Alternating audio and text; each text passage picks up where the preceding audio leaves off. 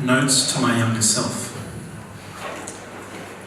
I'm sitting in the Human Rights and Equal Opportunity Commission in Sydney, and opposite me sits a lawyer who looks more like a rabid dog, red face, spittle coming out of his mouth, and he's pounding the table. My client demands compensation. She demands it. I say, I know, I understand. My client's sick and tired of being told by people who don't understand that they understand. I say, no, really. I really understand. My inner life as a child was shaped by one extraordinary talent. It was a talent that flowed down the male side of our family. The women and the girls all missed it. My grandfather had this talent. My father had the talent. My father's four brothers had the talent. But this talent reached its peak, its apotheosis in me.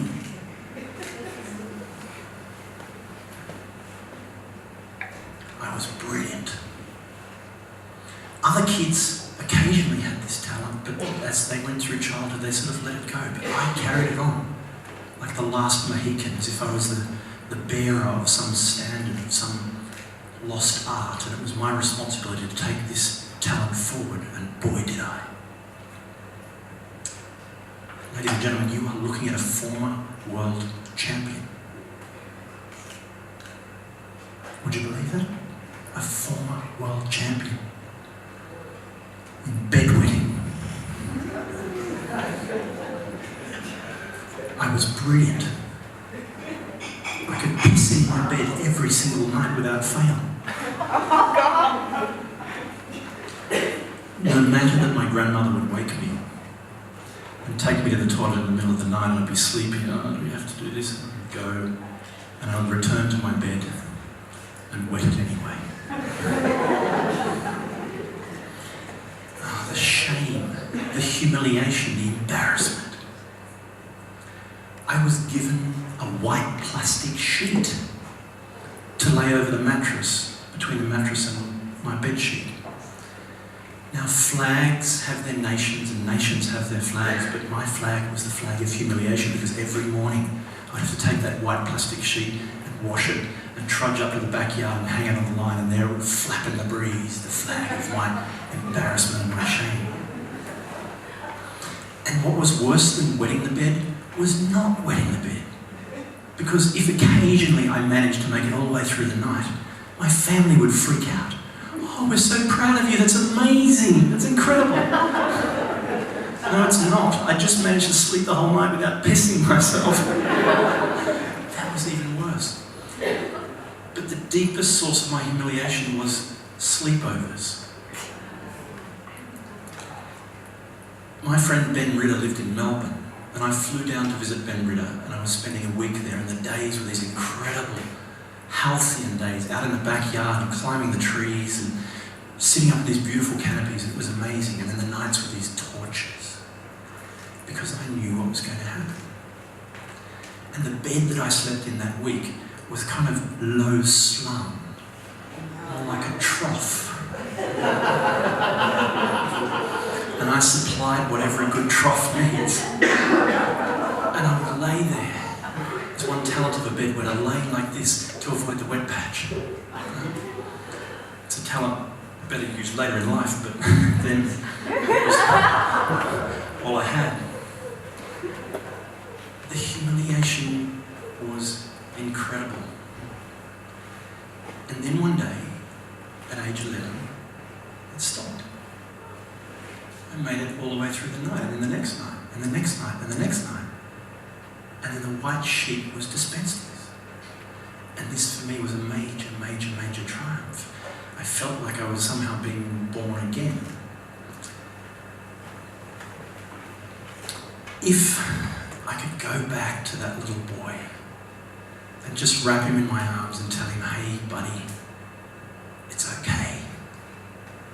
It's all going to be okay, because blessings come in odd vestments. I never at the time would have thought that I would one day be thankful for having wet the bed. But I was, and I am.